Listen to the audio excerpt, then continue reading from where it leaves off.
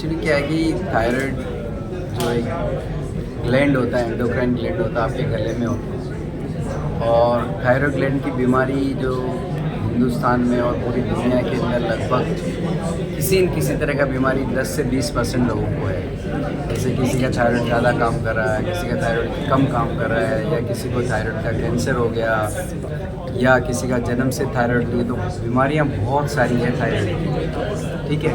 अब उसके बाद में एक इम्पॉर्टेंट चीज़ जो और आती है कि थायराइड ग्लैंड की हेल्थ के लिए एक माइक्रो एलिमेंट का ज़रूरत होता है, वो होता है आयोडीन। तो अगर कहीं पे आयोडीन की डेफिशिएंसी है, कहीं आयोडीन की एक्सेस हो गई है, तो उसकी वजह से भी प्रॉब्लम है।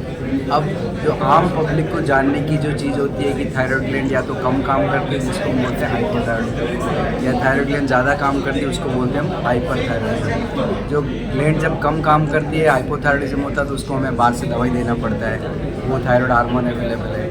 और अगर ज़्यादा काम करती है, उसके लिए एक दवाई देना पड़ता है कि थायराइड हार्मोन का इफेक्ट कम हो जाए उसके लिए।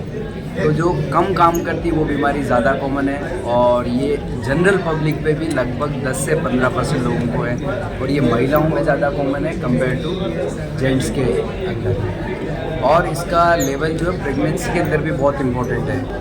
आज के 15 साल 20 साल पहले प्रेगनेंसी में कोई थायराइड का टेस्ट नहीं कराता था, लेकिन अभी ऐसा हो गया कि प्रेगनेंसी के अंदर भी थायराइड का टेस्ट, हर प्रेग्नेंट पेशेंट का थायराइड का टेस्ट होता है। और उसका अगर थायराइड की डेफिशिएंसी, हार्मोन की डेफिशिएंसी, उसको तो ट्रीट करना होता है, नहीं तो उसकी वजह से प्रेगनेंसी होने में भी प्रॉब्लम होता है, ठीक नहीं हो तो।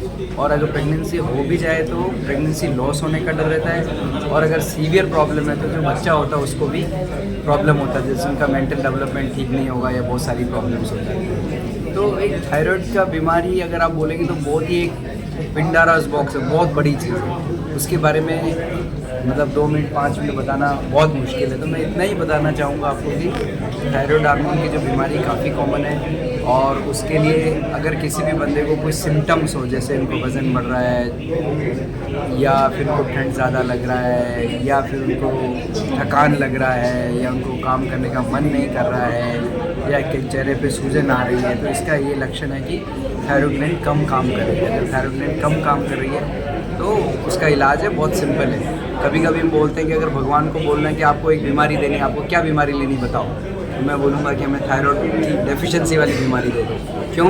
उसका फ़ायदा सबसे अच्छा कि एक तो इलाज में केवल एक गोली खाना है, और गोली में खास बात है भूखे पेट गोली खाना है, और उस गोली का पैसा, एक गोली का पैसा 50 पैसे से 1 रुपया, तो एक दिन का 1 रुपये का दवाई है, और सुबह सुबह उठ के गोली खा लेना। तो हाइपोथायराइडिज्म ट्रीटेबल डिजीज़ है। अगर लोग इसका ध्यान नहीं देंगे, टाइम से उसको नहीं देखेंगे, तो फिर प्रॉब्लम आता है, नहीं तो इतना प्रॉब्लम नहीं आता है। लेकिन मोस्टली सब सीरियस सिचुएशन कब बन जाती है कि जब अगर टाइम पे उसको टेस्ट नहीं करे तो वो सीवियर सिचुएशन बन जाता है, उसमें ज़्यादा प्रॉब्लम है। सर थायराइड को लेकर के ज़्यादातर तो लोगों के दिमाग में अगर कहें तो मोटापे को लेकर के तो जरूर है। जैसे एक्चुअली मोटापे को लेकर के, पर मैं आपको फिर से एक बार रेक्टिफाई भी करना चाहता हूँ, ऐसा नहीं होता कि थायराइड की डेफिशिएंसी हुई तो बहुत मोटे हो जाएंगे। केवल उन लोगों को जबकि थायराइड की डेफिशिएंसी बहुत सीवियर होती है तब वजन बढ़ता है। मतलब जैसे कि हल्का थायराइड का प्रॉब्लम है, TSH 10-12 बढ़ा और उसमें उतना वजन नहीं बढ़ता है, लेकिन लोगों का ये मानना हो जाता है कि अरे मेरे को तो थायराइड की इसकी वजह से वजन बढ़ रहा है। तो इसको मिथ को दूर करना है कि ऐसा नहीं है कि आपका थायराइड की बीमारी हो गई तो आपका वजन बढ़ेगा ही बढ़ेगा, ऐसा नहीं है। लेकिन अगर उसको बहुत दिनों तक ट्रीट नहीं करें तो प्रॉब्लम होती है, और उसकी वजह से दिक्कत होती है। सर एडवांस ट्रीटमेंट की बात करें तो एडवांस ट्रीटमेंट का मैम है ना, हर चीज़ के लिए अलग अलग बीमारी का अलग अलग इलाज है। जैसे एडवांस ट्रीटमेंट जो हाइपोथायराइडिज्म, उसमें कोई स्पेसिफिक एडवांस ट्रीटमेंट नहीं है। थायराइड हार्मोन का एक गोली होता है, वो खाना होता है। एक नया आया है कि पहले L-थायरोक्सिन देते थे, अभी एक दूसरा हार्मोन है इसको T3 बोलते हैं, वो भी देते हैं। कुछ लोगों का रेस्पॉन्स नहीं आता है, बट ऐसा कोई बहुत नया थायराइड हार्मोन इस ट्रीटमेंट में कैंसर में बहुत सारी चीज़ें आई हैं। तो आपको कैंसर के लिए हम कल हमारे एक स्पेशलिस्ट आएंगे, वो कैंसर की बात के लिए आपको हम रूबरू करवा देंगे कल सुबह में।